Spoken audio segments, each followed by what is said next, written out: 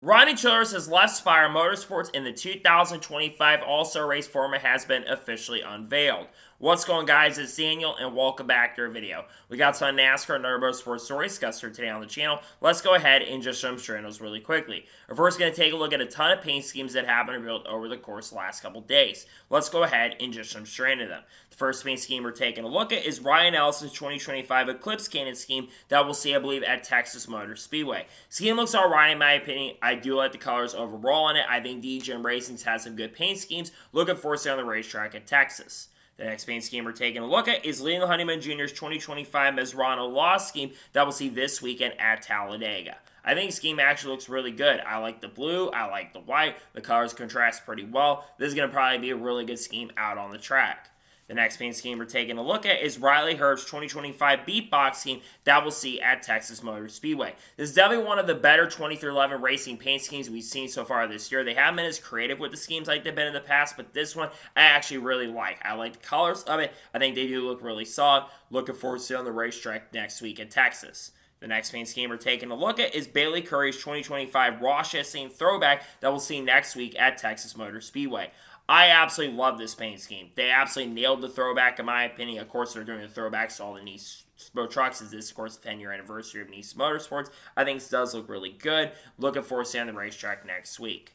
The next paint scheme we're taking a look at is Caden Honeycutt's 2025 Nice throwback that we'll see next weekend at Texas. This is a throwback to the first time that Nice Motorsports race. Matthew Smith was a driver for the team in 2016. This truck does look really, really good. Looking forward to seeing on the racetrack in Texas. And the final paint scheme we're taking a look at is Tony Breidinger's 2025 818 Brewing scheme that we'll see at National Super Speedway. This is, of course, Kendall Jenner's brand. She's going to be sponsoring Tony Breidinger at National Super Speedway, and she's also going to have this as an endorsement sponsor or an associate sponsor for select races this year. Pretty nice looking truck, in my opinion. I do think the color scheme on it does look really, really solid, and I'm definitely looking forward to see it on the racetrack at National Super Speedway in about a month from now. And now we're going to jump on to the next story of today's episode as we're talking about Nas Energy. As it was announced yesterday, the Nas Energy has officially signed a multi-race sponsorship with Ricky Stenhouse Jr. that includes this weekend at Talladega Super Speedway. Nas Energy has been associate sponsor of the JTG or Hayek brands really from around 2018 to 2019, and they've been closely associated with Ricky Stenhouse Jr. for many years, going back, I believe, to the mid-2010s. It's nice to see them back working with Ricky Stenhouse Jr. for multiple races this year. This is one of the few brands that I kind of expected to kind of come back and work with Ricky Stenhouse Jr. this year, and I think it's good to see that they're back for a few races. I think it's probably going to be a 3 to 4 race deal, it sounds like, so I think that's kind of exciting, and I think it's pretty cool to see the Nas Energy is back once again working with Ricky Stenhouse Jr. Good to see them back on the car starting this weekend at Talladega Super Speedway. And now we're going to jump on to the next story of today's episode as we're talking about Chase Elliott. As we all know, this was announced a couple months ago, but this is the first race this weekend at Talladega. Is going to be the first race that Prime will be sponsoring Chase Elliott on 3-race deal for the year. They're, of course, doing promotion for the Amazon Prime part of the NASCAR calendar. They'll be sponsoring Chase Elliott this weekend at Talladega. They are going to sponsor him next weekend, of course, at Kansas or Texas, and then the final race they're going to sponsor him is North Wilkesboro. I think it's a big deal to have the Prime sponsorship. Obviously, Chase Elliott is the most popular driver in NASCAR, so of course you're going to want to get the most popular driver to really help grow your brand. To me, I think this car does look actually really, really solid as well, and I think it's also a big deal to see the Amazon Prime is getting involved with Chase Elliott. They've been doing a lot of promotion for the upcoming races. They've had Chase Elliott doing some stuff with Prime recently too, so I think it's pretty cool that Prime is coming in to work with Chase Elliott, not Prime Energy, the company KSI and Logan Paul owns, but it's exciting to see the Amazon Prime is working with Chase Elliott for 2025. Really exciting stuff.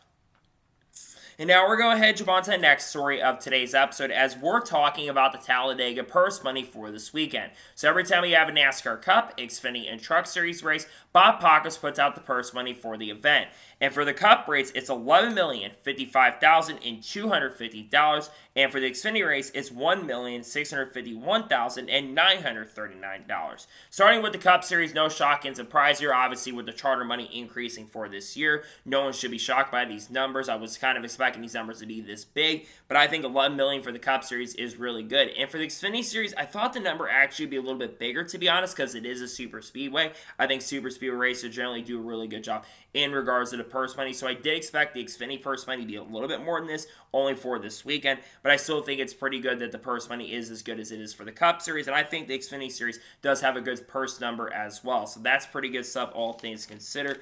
And I think it's good purse money for this weekend. And now we're going to head on to the next story of today's episode as we're talking about winless streaks. Now, Trey Ryan, aka NASCAR Insights, put out a very interesting tweet in regards to winless streaks going into this weekend at Talladega Superspeedway. Going into this weekend, Justin Haley has the longest winless streak in NASCAR. I believe I saw it was like 130 or 150 races, going back to 2019 at Daytona when he won a very shocking race at Daytona. Then I noticed that Bubba Wallace is on there. Bubba Wallace has not won in nearly 100 races. His last NASCAR Cup Series win did come at Kansas in 2022. So it's been 3 years almost at this point since he's gone to victory lane. But I think Bubba will get a win before the end of this year. Then I noticed that Kyle Busch was on there. Kyle Busch has been 66 races since Kyle Busch last picked up a victory. Kyle Busch was one of the favorite scores going into this weekend at Talladega. So I think he's got a really good chance to snap that winless streak. And then finally, obviously, Chase Elliott is the last one I want to kind of mention because Chase Elliott has almost been a year since he last won. It's been 34 races since he went to victory lane. And I think he's almost at this point going almost a year since he last went to victory lane. To me, I think it's certainly interesting some of the names. I did notice Brad Keselowski was up there too. I think Keselowski has been 34, 35 since he last went to victory lane. And there's been some other guys on that list as well. I think Bowman's up there too, I'm pretty sure. And he's close to almost being on that list. We'll see if one of these guys can go to victory lane before the end of the year. But I think some of the names on that list are certainly interesting for sure, in my opinion. And now we're going to head on to the next story of today's episode as we're talking about Chad Finchum. As it was announced yesterday that Chad Finchum will drive the number 66 for Garage 66 next weekend at Texas Motor Speedway. This, I believe, will be the first scheduled start for Chad Finchum in the NASCAR Cup Series in 2025. In fact, it might be the first scheduled start he's had all year in the top 3 series. Chad Finchum is someone who, in my opinion, is kind of an underrated driver. Yes, I know that he's not always been amazing by a stretch of imagination, but he's never been in top-tier equipment in his career. And I've seen him sometimes get the best out of equipment. Now, that being said, I do expect this car to be pretty far off the pace this weekend, next weekend, I should say, at Texas. The MBM and Garage 66 cars have generally been the slowest cars out on the racetrack when they're out there, and I think it's going to be a little bit of a struggle, and I just don't expect this car to be a major factor next week at Texas. Now, I'm excited to see Chad Finchum get an opportunity, though, because I do think he is a talented driver, and I think he's someone who could get the best out of equipment if given the chance and opportunity, but I'm not exactly sure how he's going to end up doing. I hope he can run really, really well. I'd love to see him maybe get a top 30. We know Texas can be a crapshoot and a wild card race for a lot of people, but I do think that it's going to be fun to see him behind the wheel. I'm excited to see what he can do this next upcoming week at Texas. We'll see what we can do behind the wheel of that car this weekend, or next weekend, at Texas Motor Speedway. And now we're going to head on to the next story of today's episode as we're talking about Jake Garcia. As it was officially confirmed yesterday that Jake Garcia will make his NASCAR Xfinity Series debut this weekend at Talladega Superspeedway, driving number 29 car for RSS Racing. A big thing you know, he does have to qualify into this race because the number 29 car does not have any owners points going into this event, or doesn't really have any owners points currently at the moment, so they're going to have to qualify their way in on pace and speed. Jake Garcia, of course, is running full-time in the NASCAR Craftsman Truck Series. He started taking over the 13 truck of 2024 after Haley Deegan, of course, moved up to NASCAR Xfinity Series competition for last year, and things had not worked out very well. Now, Jake Garcia in 2025, he's been running very, very well. He's had a very solid season so far. He's currently sitting, I believe, in the playoffs right now, and he's having a pretty solid year, all things considered. He's been one of the most improved drivers across all 3 series this year. So I think he's earned this right an opportunity to make some starts in NASCAR Xfinity competition. Now, realistically, I could see him being a factor for top 10 or top 15. I don't think he's going to win the race, but the RSS Racing equipment has actually been pretty competitive at super speedways. So I could see him being an outside contender for a really, really good finish. If he gets a top 15 or top 20, that's going to be really, really impressive. I think he will have a good run this weekend, though. I'm looking to see maybe if he can get like a top 10 or top 15, but I think it's a great opportunity. Now, is this the only start he's got for schedule for this year? We're not entirely sure at the moment, but I'm excited to see that Jake will get the opportunity to make his NASCAR Xfinity Series debut this weekend at Talladega. And now we're going to jump on to the next story of today's episode as we're talking about Amazon Prime. Now, yesterday, many of you probably saw this trailer, but Amazon Prime officially debuted a new Anthem, which is a debut with Eric Church and John Fogerty, and he had Dale Jr. and Steve Letarte inside of a car, basically doing a cover of Up All Around the Bend. And obviously, of course, Chase Elliott was involved with that as well. And they were kind of previewing some of the races that they were going to have. Obviously, we're upcoming the Coca-Cola 600. Then, of course, they do have the next race at National Super Speedway. Then, of course, they have Michigan. Then they do have Mexico. And then they have Pocono as well as their 5-race stint for 2025.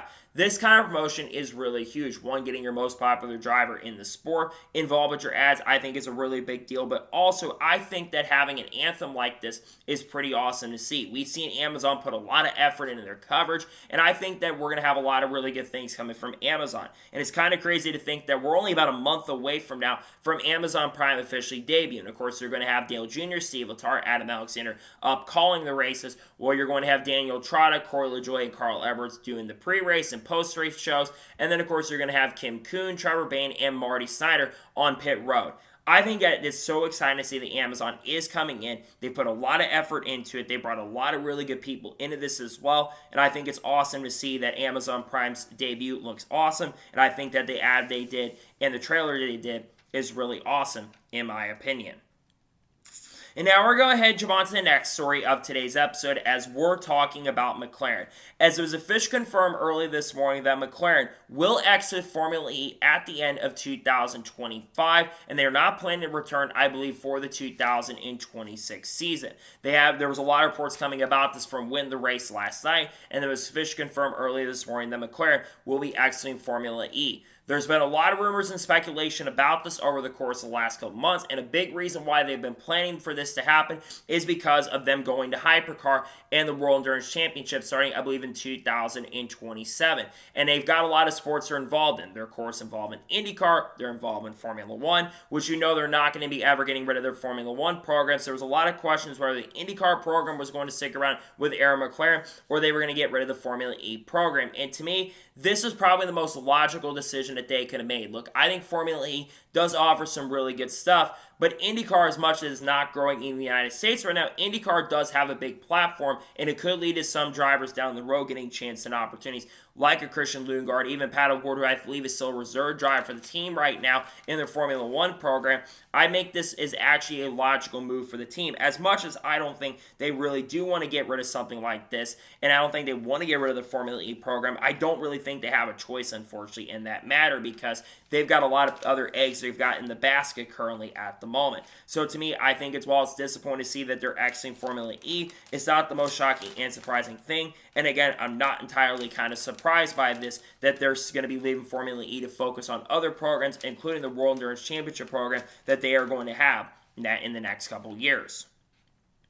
And now we're going to jump on to the next story of today's episode as we're talking about the NextG Car. Now, shout out to Steven Trano putting a tweet out about this, but Eric Jacuzzi, who does a lot of development for NASCAR in the NextG Car, he was most recently on the Inside the Race podcast that was done in recent days and revealed some very interesting information in regards to the NextG Car and super speedways. He reveals that NASCAR is developing a new flap on the A-post of the NextG Car to try to prevent cars from flipping upside down at super speedways. They actually did also reveal some very interesting information in regards to the underbody of the NextG Car, where he did say that they actually tested some stuff for the underbody as well, and it did reveal that basically they were not able to get it under 1 to 2 miles an hour under, and they were still flipping upside down.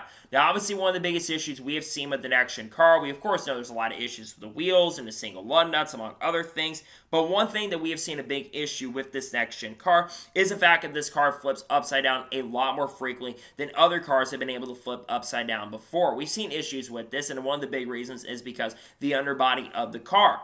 And I think that they should personally take the underbody off the car, because I think that's one thing that could really fix some of the problems that we do see with the NextG Car flipping upside down.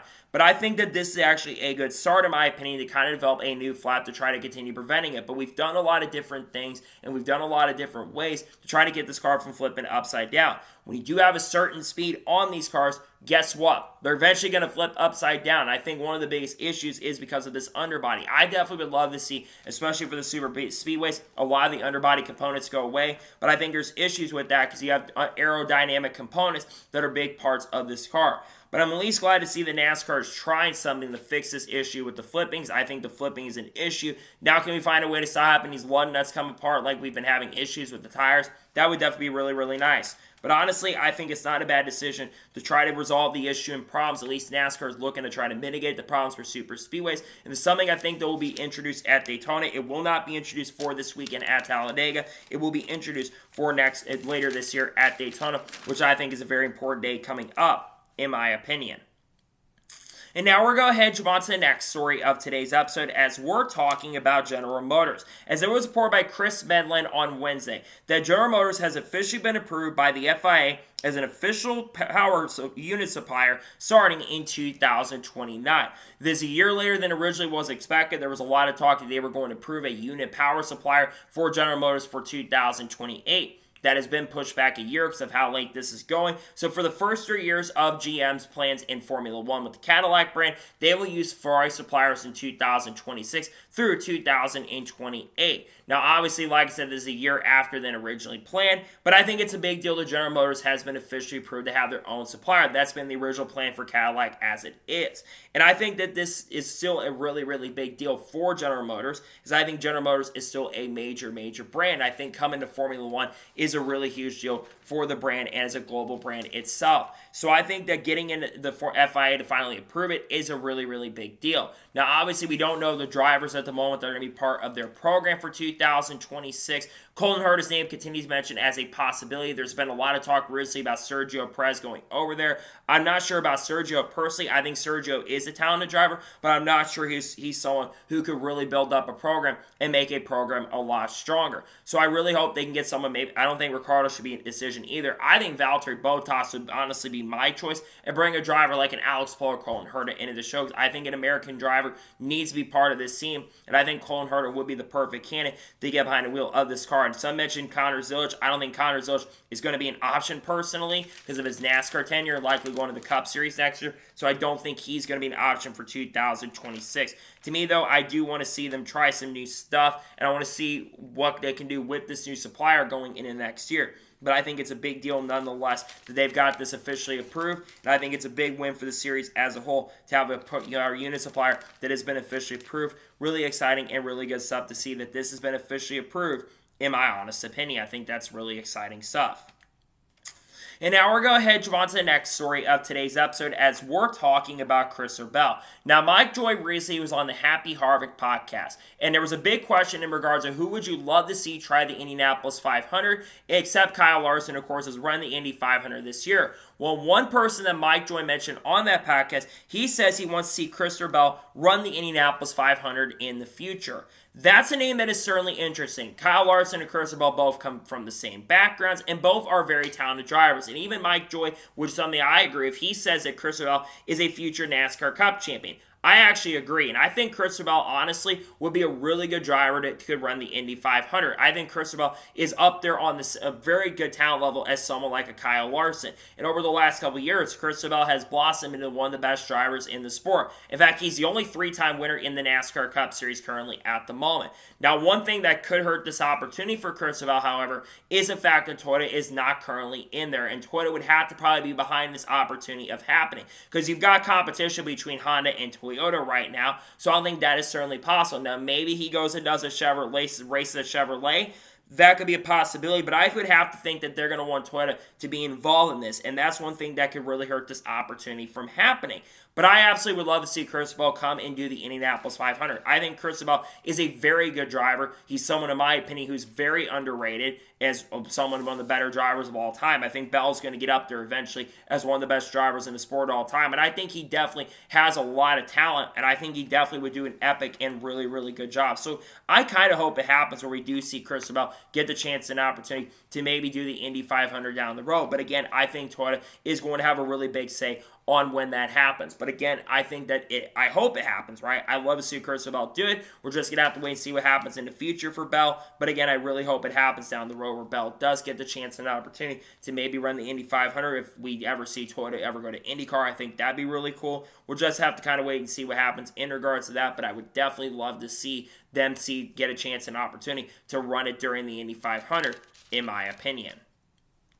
And now we're going ahead and jump on to the next story of today's episode as we're talking about Rick Allen. Now, Rick Allen was on the most recent Dale Jr. down over the course of the last couple days, and a lot of clips have been surfacing in regards to this Dale Jr. down. And one of the big talking points is around Rick Allen's leaving of NBC. And Rick Allen kind of revealed some very shocking information in regards to him leaving NBC. He reveals that his exit from NBC kind of happened out of nowhere. He kind of found out during the NASCAR Hall of Fame ceremony, or during May, I believe it was, when they were getting people inducted for the NASCAR Hall of Fame for the 2025 class. That, of course, being Carl Edwards, Ricky Rudd being inducted for the Modern Day group, and also the Pioneer Bound group being inducted as well. He kind of got told that they were planning to bring Lee Diffie into the booth, which Rick Allen was kind of shocked about a little bit, saying, well, how am I going to be calling races? How am I going to be able to talk to my friends that are working over at NBC? And of course, NBC made the decision executively to put Lee Diffie in the booth for 2025,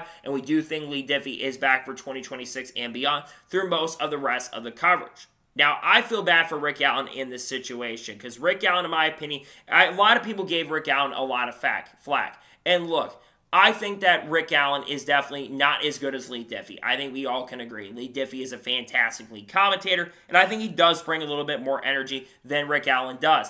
However, Rick Allen was not bad by any stretch of the imagination. I think Rick Allen always did a very good job. He handled himself very professionally, and honestly, when he did Truck Series coverage back in the day, he was really good. And over the last couple of years, especially up until 2024, I think Rick Allen had generally gotten better. He was getting better as time went on. I think he was actually doing a better job than Mike Joy was doing near the end of his tenure at NBC. I get why they made the decision to put Lee Diffie in the booth. I think it made sense to put Lee Diffie in the booth. But I think that Rick Allen is someone who does deserve a second chance and opportunity. And it blows my mind that he is not calling Truck Series coverage right now. He is so much better than Jamie Little. This is no disrespect to Jamie Little, but he is so much better than Jamie Little, and I think he does a really good job being a commentator. The guy's doing promotion stuff at tracks. He's like a track promoter doing PA stuff. Why is this guy not in a booth right now? Why is he not in a booth, and why is Eric Brennan not in a booth right now? He should be calling Truck Series races right now. He should be the next hair in line for Mike Joy retires. It blows my mind that someone like Rick Allen, who is so good at what he does,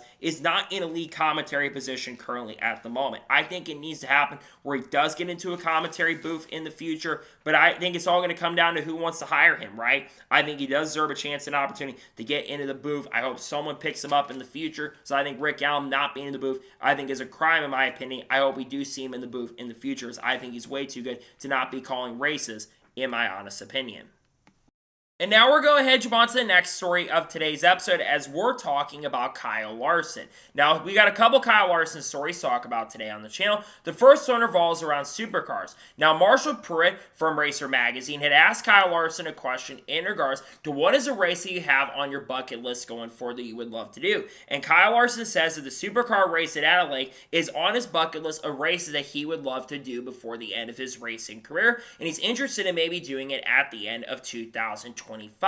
We have heard rumors and speculation over the course of the last couple months, and really for the last year especially. There was a wildcard race that was supposed to happen with either Kyle Busch or Kyle Larson behind the wheel at Adelaide in 2025. Inevitably, that race did not end up happening for those guys, but we know that Kyle Larson is certainly interested in racing Adelaide. And what's certainly interesting is that dirt race that happens every year with the High Limit Series, which they of course ran a high limit race in Australia in the off season. That race would happen around the same time as this race, the supercar race at Adelaide. And we know that NASCAR drivers have shown some interest because, of course, we have seen a big supercar movement in NASCAR. We've seen Shane Van Gisbergen now, of course, going full-time in NASCAR Cup competition. Admittedly, he struggled early in the season, but he's still a really good driver. We've seen drivers like Cam Waters come over and race, and we could see him run before the end of the year. Will Brown, who's heavily rumored to race for Call Racing at Chicago before the end of the year. We know he's interested in making some starts in NASCAR once again. And we're also hearing that Brock Feeney, who has a really good chance and opportunity to win the Supercar Championship this year. We're hearing he's going to be looking to make some select starts with Kaulig Racing before the end of the year.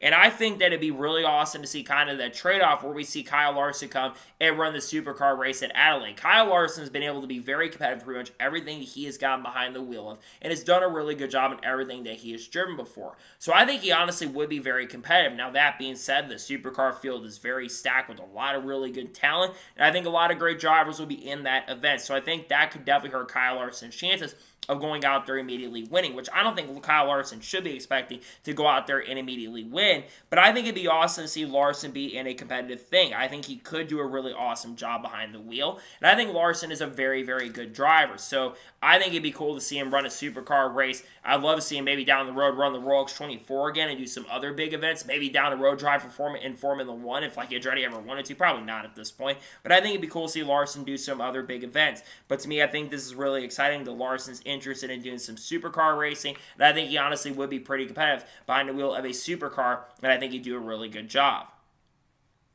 And now we're going to head on to the next story of today's episode as we're talking about Richard Childress Racing and Jesse Love. Now, we did a video breaking down this announcement on Wednesday, but it was officially confirmed on Wednesday. We knew Richard Childress Racing and Jesse Love were going to be appealing the disqualification for Rockingham, and we were wondering if they were going to win that appeal or not win that appeal. Well, it was officially confirmed on Wednesday late afternoon that they have lost their disqualification appeal from Rockingham Speedway, and this confirms that Sammy Smith is the winner from Rockingham. They had basically appealed in regards to being disqualified. Jesse Love, of course, had been the original winner from the NASCAR Xfinity Series race at Rockingham, but then, of course, they had multiple hours of waiting for post-race to get done. When they were taking forever, I was kind of wondering when post-race is going to get done, and then, of course, they basically lost the race because they got disqualified at Rockingham, and Sammy Smith was declared the winner. Richard Childress Racing did reveal and then did produce a statement saying, we're disappointed in the decision, but now we're focused on the race tomorrow at Talladega Superspeedway, which is one thing that they should be focusing on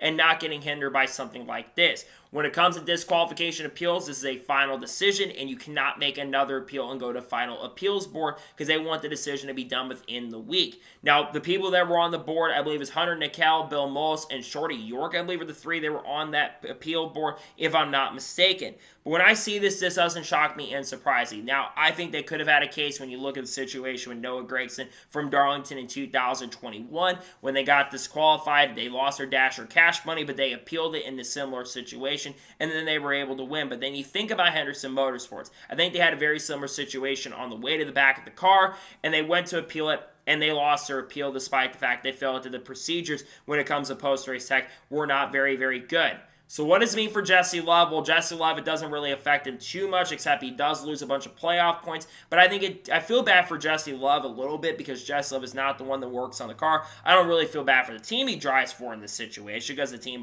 might be cheating, which we don't know if they were cheating entirely or not. But they felt that they couldn't really make a decision if they were cheating or not. So they kind of felt like they probably were, but we can't really make a change. But obviously, for Sammy Smith, going to him for a second, this is a big deal for Sammy Smith because, one, it means Sammy Smith's in the playoffs, and all three of the four junior motorsports cars are locked in. Justin Allgaier's already got 2 wins so far this year. Connor's eligible won Dakota, and now you got Sammy Smith, who's been actually running better this year in 2025. This means he's locked into the playoffs as well, but I think that's a big deal for Smith. I do, again, feel a little bad for Jesse Love because he's not the one that works on the car. He's just the one that drives the car. I guess he probably won't hold it too hard on himself for that because I think he shouldn't hold it too hard on himself. But I do feel bad for Love, but it's a big deal for Sammy Smith because Sammy Smith is now locked in the playoffs. Congratulations, Sammy Smith, on getting in the playoffs with that win from Rockingham and being officially guaranteed in.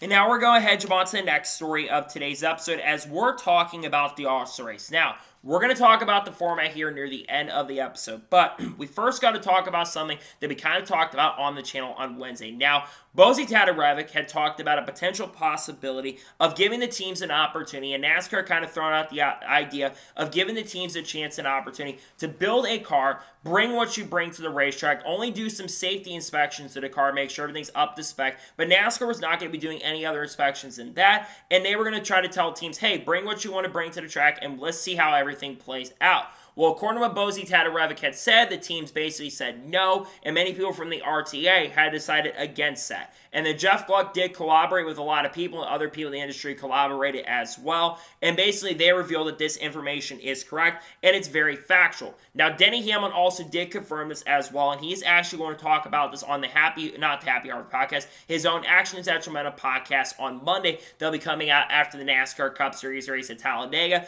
to talk about why they decided to go ahead and make the decision to not do whatever they wanted to do at North Wilkesboro in a couple weeks from now. Now, obviously, when I heard this news, I was very, very disappointed. Because let's be real and honest. We all know the NextG Car right now is not really good at short tracks. We saw how the racing was at Bristol Motor Speedway. I think we know that the horsepower is one area they could go to. Now, I'm not exactly sure if horsepower was one of the decisions that was talked about being made, but if horsepower was one of the areas they were looking at trying to increase, and the teams basically said they wanted to save money, then that's a really bad move because we need to see better short track racing. And I'm going to be real and honest and say something here.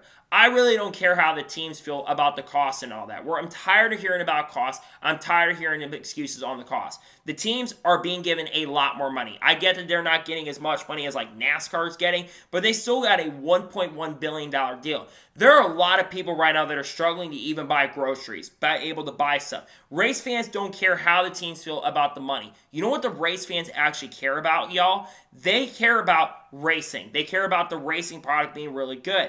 And eventually, if we don't get the short track package fixed or fixed really quickly, eventually these short tracks are going to get taken off the schedule. What happens if, like North Wilkesboro, for example, they lose a day or they get the races shortened? What about if Bristol loses a day? I think there's actually a realistic chance that Bristol could lose a day at the end of this year if they don't get things fixed. What about Martinsville maybe losing a day or just shortening both races being 400 miles or 400 laps?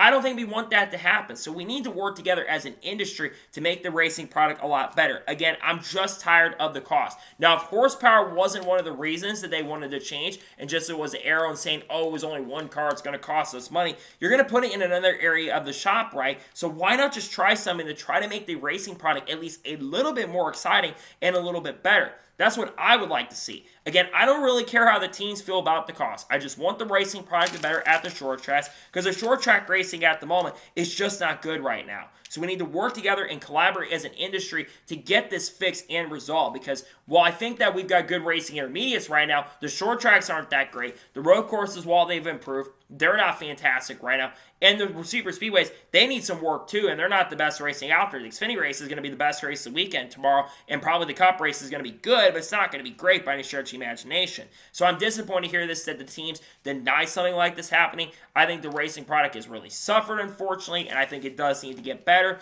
and I think teams are really hindering this, and NASCAR's kind of was like, hey, let's do this, and we're not doing it. I'm disappointed to hear that stuff, in my opinion. And now we're going to go ahead and jump on to the next story of today's episode as we're talking about Kyle Larson once again. Now, yesterday and on Wednesday, we, of course, had the Indy 500 Open test, and many big-name drivers were out there. All 34 cars that will be attempting to qualify for the Indy 500 were testing yesterday, including Kyle Larson. Now, on day number one, Kyle Larson did actually have a pretty solid day. He did have some engine issues, and I think some electrical issues did come up during the first day of the session, but Kyle Larson actually had really good speed in day number one, where he was 11th fastest, I believe, overall, and I believe he was in the top 10 on the no-toe times, which is really, really important. And we go to day number two, and Kyle Larson basically was going out there for the first few laps of the day, and unfortunately for Kyle Larson, he ends up crashing during the Indy 500 Open test. Going into turn number one, Kyle Larson had gotten a little bit too quick. He goes into the outside wall, breaks the right front suspension of the car, then goes back on the outside wall once again and damages the car a little bit more. Now, the good news for Kyle Larson is that one, he was okay after the incident, and number two, Larson did, and the good news is for the car that Larson is driving, they did not damage the tub, tub, which is the chassis, not being damaged, meaning they can get the car repaired when they do come back, but of course, he did not test after that, which isn't shocking and surprising. Now, Kyle Larson did say that he actually felt fine after, and he actually said he's kind of happy that he crashed his first Indy car in a very blunt Larson way by saying, I'm kind of happy I crashed my first Indy car, so I kind of know how it feels at this point. Now, Larson did say that he's not affected mentally by stuff like this. He says he just puts his head down and focus going forward into May. I'm going to say this now. If you're going to crash your car during Indy 500 time, do it during the test. Do it about a month before. Because one, you got time to get the car repaired, and you got time to get the car good to go. At least have it happen now, and don't happen during the month of May. Because, hey, I think that Larson have it happen now is better than happening later at this point. And I think for Larson, I don't think this should affect Kyle Larson fans in any way, shape, or form. I'm still not worried about Larson because what this tells me is Kyle Larson is a lot more confident. And I think he's pushing the envelope a lot more, which is one thing I think a lot of us fans really want to see is Kyle Larson be able to push that envelope and compete for the Indy 500. When he ran the Indy 500 the first time last year, he was very conservative throughout the month. He was very fast, don't get me wrong, but he's playing it a lot more conservatively. I think Kyle Larson is honestly a lot more confident. I think that's why Kyle Larson was pushing the limit. And I think some are kind of worried that Larson is going to rein that back in a little bit when we come back here in May. I actually don't think so. I don't see Kyle Larson reining it back in right because I think Larson, we know, is going to be very competitive. And I know Larson's going to want to go out there and win this Indy 500 this year. And Larson has a realistic chance to get it done. I think he's going to have a very good opportunity to go out there and win the Indy 500 this year, but got to make sure you qualify your way in. Now, I expect Larson and this team to get this repair and be good to go. And I'm still not worried about Larson making the Indy 500. I think he's got a great chance to do it. Now, obviously, there's worry about if he does get into qualifying this year and whether or not, if he can make it to the Fast Six. He might have to miss the All-Star race, which I honestly, if I'm going to try to qualify and go for the pole, I'm going to go for the pole over running the All-Star race. No offense there. But the other big thing, we saw a lot of Formula 1 fans clowning on Kyle Larson for crashing, which I think the Formula 1 fans clowning on Larson, I just think it's kind of frustrating because everyone's like, oh, Kyle Larson's the best driver in the world. He never publicly said he's the best driver in the world. He just said he's a better driver than Max Verstappen. He never said that he's the best driver in the world. He just says he's a better all-around driver than Max Verstappen, which when you look at all around with everything Larson's driven, he's better than Verstappen, though Max Verstappen really has never driven like NASCAR. He's never driven dirt racing before, so he's never done anything like that. But I think at least Larson crashing, every time Larson has something happen on the track, everyone makes the best driver in the world comments. I just get frustrated with the Larson discourse because people are allowed to make mistakes. Takuma Sato crashed. I didn't see anybody clowning on Takuma Sato for crashing. So why is it that when Larson crashes and something happens to him, people clown on him, but then when another driver like a Takuma Sato crashes, which thank God Takuma Sato's okay, no one clowns on him for it? Again, I don't think that we should be doing all the way over their head comments toward any driver at this point, as Larson was pushing the issue, but I think it's certainly interesting that Larson did crash in that incident. Thank God Larson was okay after that crash. And now we're going to head on to the next story of today's episode as we're talking about silly season. Now, we got to talk about silly season a little bit because we did have a big report in regards to Rodney Childers that we're going to talk about here in just a short little bit. But Chris Knight from CashIns.com tends to put this tweet out every single year, and he talked about the fact that silly season, once again, could be wild, and he says it might be the wildest silly season we have ever seen. Now, it seems like every single year, silly season continues to get a lot wilder. Going into 2021 from 2020, we obviously had a lot of changes happen. Chase Briscoe moved up to the NASCAR Cup Series, and Kyle Larson went over to take over for Jimmy Johnson. Alex Bowman moved over to the 40A, and other big moves happened. Then you go to 2022, going into 23. 2022 to 2023 was one of the wildest silly seasons we have ever seen. We, of course, saw the change where Kyle Busch left Joe Gibbs Racing to go over to Rich Schultz Racing. Tyler Reddick left RCR to go to 2311. We also saw Kurt Busch retire from full-time racing, and we also saw other big moves in the industry for 2023 as well. I think it was announced that we're going to be having 2 cars. Justin Haley going to second car for a lot of races in 2023, or the 31 car, I should say, and other drivers making big moves, like Noah Gragson going to Legacy Motor Club for that year. And then, of course, you go back to last year with Stu Haas Racing closing, Chase Briscoe going to JGR, Michael McDowell going to Spire, and then, of course, he had other people making moves, like Justin Haley going over to Spire, placing Corey LaJoie, and other big rumors like Bowman leaving Hendrick, which wasn't, of course, happening, and being swapped over to another team. Now, let's talk about silly season for 2026. We know that Dodge is likely coming back to NASCAR next year in the Craftsman Truck Series. We don't know exactly what teams are coming in. We have heard that GMS Racing may be coming into the Truck Series next year and might be going back with Spencer Gallagher to have a Dodge program. We have heard Thorso Racing is a potential team that's linked to switch to Dodge for next year, so keep an eye out on that. But there's obviously talk that Dodge could be looking to get Trackhouse for 2027, and Trackhouse seems to be the favorite right now to switch over to Dodge in 27, so we'll have to keep an eye on that. But you think on the Cup Series side, We know that Kyle Busch is one of the big talking points. Kyle Busch is a potential free agent. We know he's in a contract here with RCR. I think there's a very good chance that Kyle Busch is going to stay at RCR next year. I don't think this team is at the level, like a top-level team right now, but they're definitely showing a little more speed this year. Kyle Busch has definitely been better in 2024, 25 compared to 2024, and I think Kyle Busch really wants to make this work because what good options are out there on the table right now? There's not a lot of really good options out there for Kyle Busch currently at the moment, so I think Kyle Busch is going to stay with RCR probably for another year, but who knows? Maybe he goes to 20-11 places like Riley Herbst, but I believe Riley Herbst does have a multi-year contract. You got Legacy right now that's trying to get a third charter. I think for Corey Heim at the moment, they're trying to get that charter from Rick Ware. We know that lawsuit's going on. We're waiting on that. We still also don't know what is going to happen with the 20-11 charters passed this year because of the lawsuit going on between NASCAR 20-11. We're not even sure if charters are going to exist. Junior Motorsports is interested in moving up the Cup. We also do know, of course, that Daniel Suarez and Connor Zilisch are two of the big key components for the silly season. We're not sure if Daniel Suarez is going to stay with Trackhouse Racing past this year or if he's going to move on and join it up with another team. I've always kind of said he might go to Collin Racing next year. And I think you've also got to think Zilisch is going to be a full-time Cup driver with Red Bull potentially working as a sponsor for next year. So I think it's going to be certainly interesting to see what happens in regards to silly season for the remainder of the year. But I think there's a lot of big moves that are happening. Maybe see a shocking move like Haley Deegan comes back to the sport. Probably not at this point, but you never know. And we'll see what other big moves happen. Because I think a lot's going to happen this silly season. And a lot of changes I think are going to happen as we get farther into the silly season for 2025 heading into 2026. And now we're going to go ahead and jump on to the first of two major stories in today's episode as we're talking about the AllStar race. As the 2025 AllStar race format has been officially revealed and unveiled. And there's been some interesting changes in regards to the AllStar race format for 2025. Let's first begin by talking about the AllStar Open. So, the AllStar Open is pretty much very similar to the race we had last year. So, the top two finishers in the AllStar Open, the driver finishes first and second place in the AllStar Open, will be able to advance to the AllStar race, and there will be a fan vote as well, which will be the top fan voted driver who is already not locked into the AllStar race, who also doesn't finish in the top two of the event. That third driver will get in. Meaning we'll probably have about 20 to 21 drivers who are locked into the event. Looking at the fan vote respectively, I think if Bubba Wallace is able to win the race, I think SVG is probably the favorite to win the fan vote. I think Noah Gragson does have a good chance because he generally is really popular on the fan vote. But I'm looking at the drivers who are in the Open right now.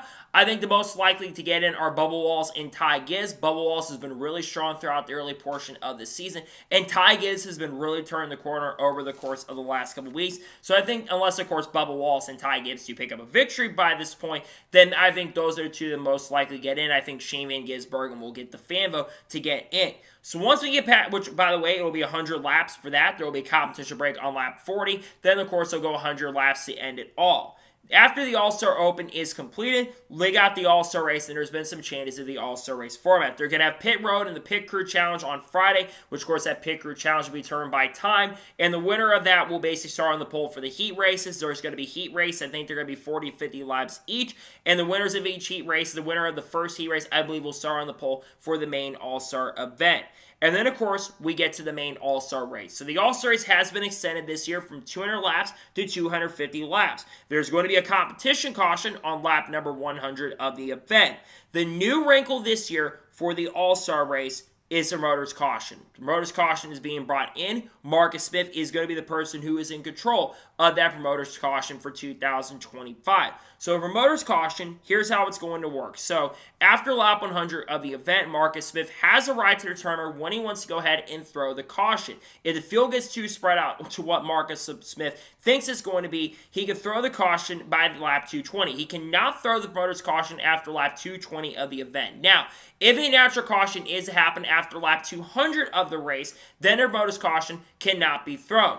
Now, personally, I do have a little worry about this promoter's caution because NASCAR sometimes tries new things at the AllStar race. I really hope that this is just an AllStar break thing or AllStar race thing, and this is not something we see in any other event other than this, because we've seen NASCAR try new things like this to spice things up.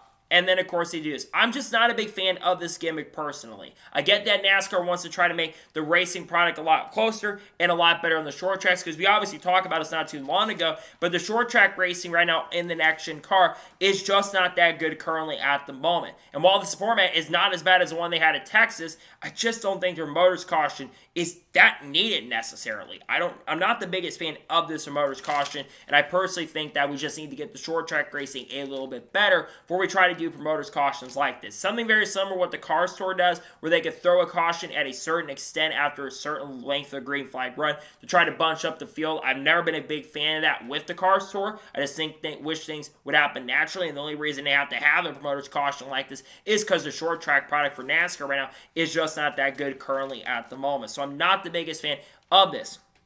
But the one thing that is actually really interesting me and intrigues me is actually the manufacturer's showdown.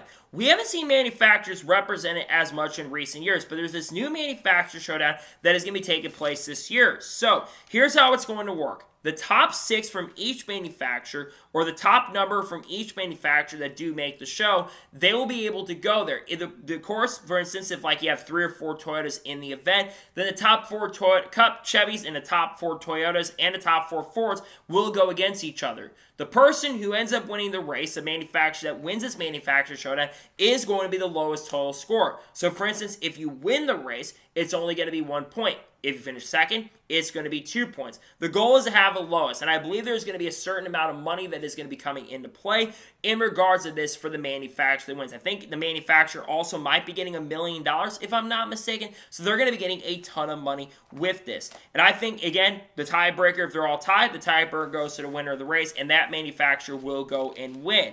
I think the reason they're trying to spice this up a little bit, though, is because we've seen the last couple years with the AllStar race, Joe Logano pretty much led flag to flag, and the racing product just was not that good throughout the whole entire race. It was very difficult to pass. The only one that really could do anything was Kyle Larson in the event, and that's because Larson was really good on restarts, but you really couldn't pass throughout the event. And then, of course, in 2023, Larson pretty much, once he got past Daniel Suarez and everyone up front, he just flat out dominated and pretty much led the whole entire event.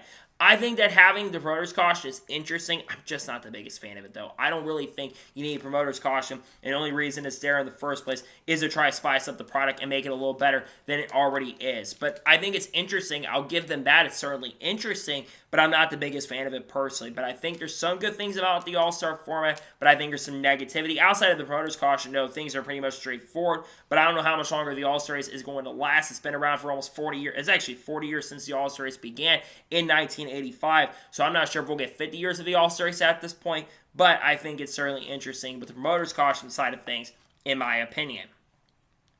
And now we're going to go ahead and jump on to the final major story of today's episode as we're talking about Rodney Childers. Now, we did a video covering this on the channel on Wednesday, but it was shockingly announced on Wednesday afternoon, and there was a lot of reports coming about this earlier, that Rodney Childers has officially parted ways with Spire Motorsports effective immediately and is no longer the crew chief for Justin Haley. Spire Motorsports did release a statement on that day basically saying that we have to look at the competitive side of things and we have to look at what our team's going to be doing, and we decided, and Rodney and we agreed that we basically are not going to be working together anymore, and Rodney is going to be leaving the team effective immediately. He did say that we don't want to get rid of the fact that Rodney has done a lot of really good things for our team and organization and has brought a lot to the table for the team, and we don't want to kind of forget what he's been able to accomplish for this team. Spire Motorsports this year is having a career year as an organization. I think a big reason for that is because of Rodney Childers. All 3 of the Spire Motorsports cars are in the top 25 in points.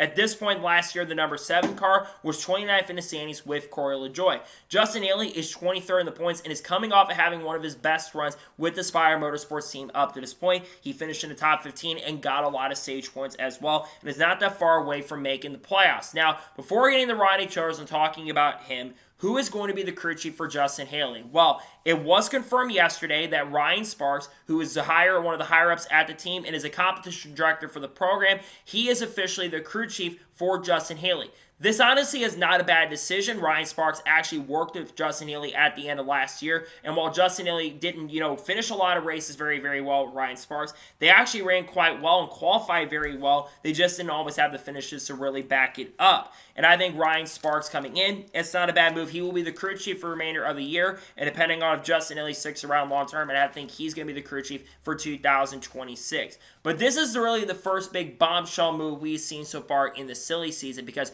we're only 9 or 10 races into the season, and we're already seeing a big crew chief move with the team. Now, what are the reasons behind this? Now, if Spire Motorsports made the decision to get rid of Rodney Childers, this honestly is a really bad move from Spire Motorsports, and because Rodney Childers, in my opinion, is a big reason why this team has shown a lot of improvement. I get the Hendrick Motorsports coming in and helping the team has definitely helped them for sure, but I do think that Rodney Childers brings a lot to the table. But I do think that it more, to me, seems to be a Rodney Childers decision. Rodney Childers also did release a statement saying that I'm not going to take anything negative against the situation. He basically also did say that he's going to be taking some time to step away from being in the sport, spend some time with his family, and make a decision long term. Now, obviously, Rodney Childers leaving, I think actually was more of a him decision than a Spire Motorsports decision. I think Spire is just saying that they made the decision, but I think that it was a Rodney Childers decision.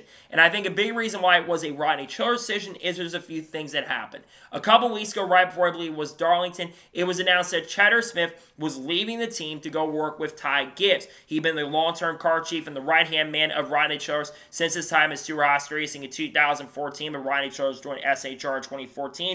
Cheddar Smith had been the car chief for the program, and they had a lot of success working together. When it was announced he was going to be going over to Joe Gibbs Racing, that was a big move there. And a couple weeks prior, it was announced that Kyle Larson's pit crew that he had in number 5 car prior to the event, I believe it was maybe at Bristol or Darlington, I'm pretty sure, it was announced that he'd be moving on to go over and work with the 7 team of Justin Haley. They had swapped pit crews. They moved Kyle Larson's pit crew over to Justin Haley's pit crew, and Justin Haley's pit crew went over to Kyle Larson, which has led to Larson having a lot of success because Hendrick does control the pit crews of both organizations and teams.